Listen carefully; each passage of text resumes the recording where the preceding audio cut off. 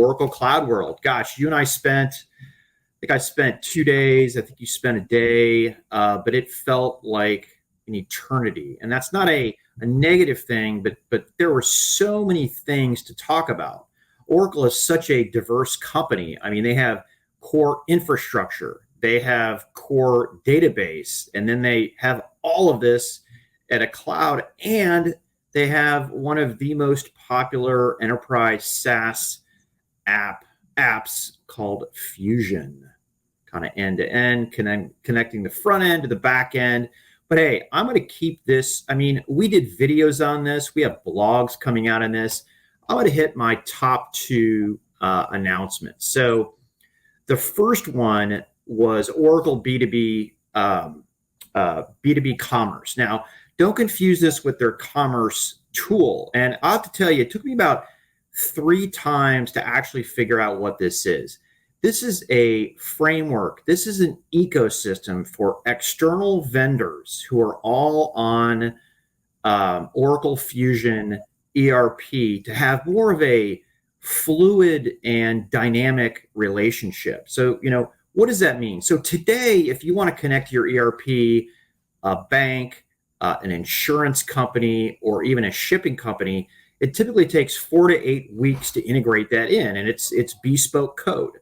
But today, or what was announced, is they're essentially partnering with companies like JP Morgan and FedEx out the gate. So those are literally modules. You sign in, you cross-link, you put in your password, and you're tapping into JP Morgan and FedEx APIs. And you can just imagine where this goes into the future. Let's say you're a hospital and you want to buy an MRI and you don't want to pay cash. You'd like to finance it. Well, JP Morgan and in the future, other banks would know exactly accounts receivable. They would know accounts payable. They would know how much inventory, the value and the working capital that you have.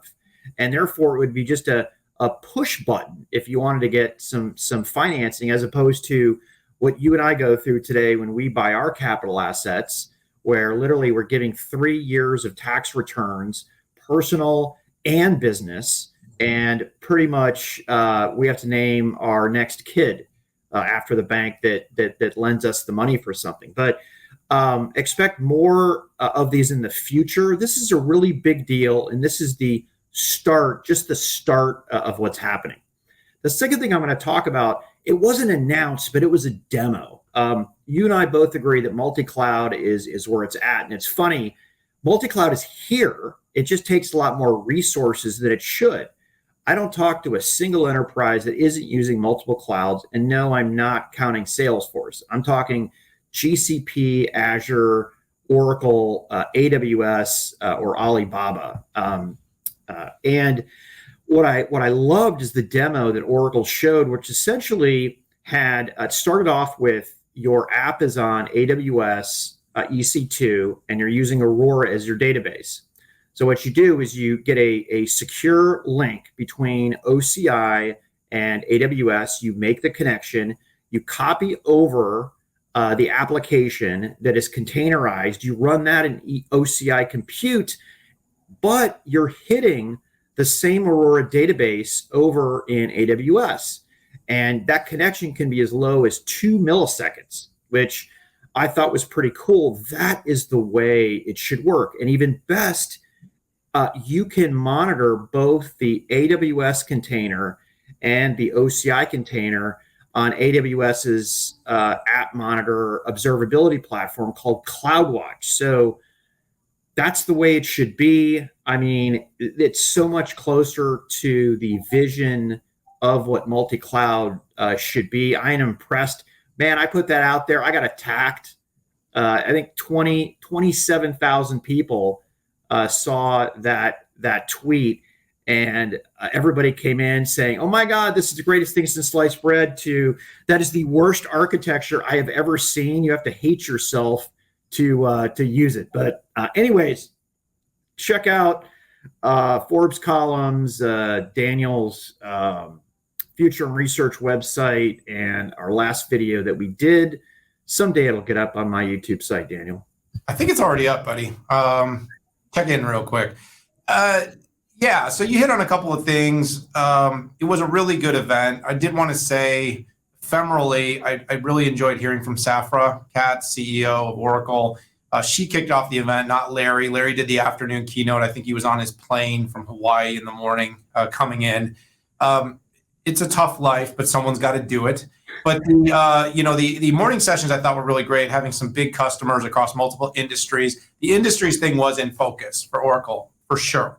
And this is something that I think is going to be more and more part of every event's narrative going forward. We've gone from kind of, let's talk about the products, to let's talk to our customers about how they are employing and deploying this technology to meaningfully improve their business.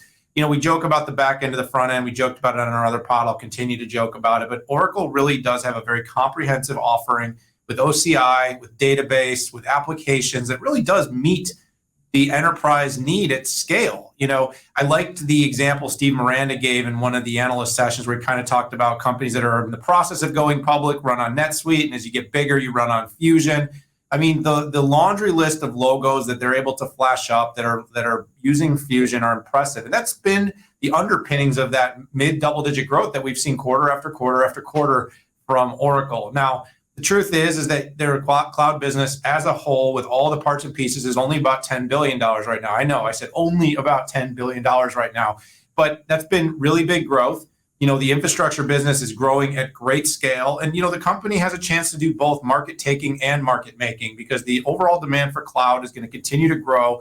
But also with their pricing approach, which is really all about making the commodities low price and then making the high value services their margin makers, it could be enticing to companies that are starting to move workloads to the cloud. Remember, we're only about a quarter of the way of current workloads being moved to the cloud.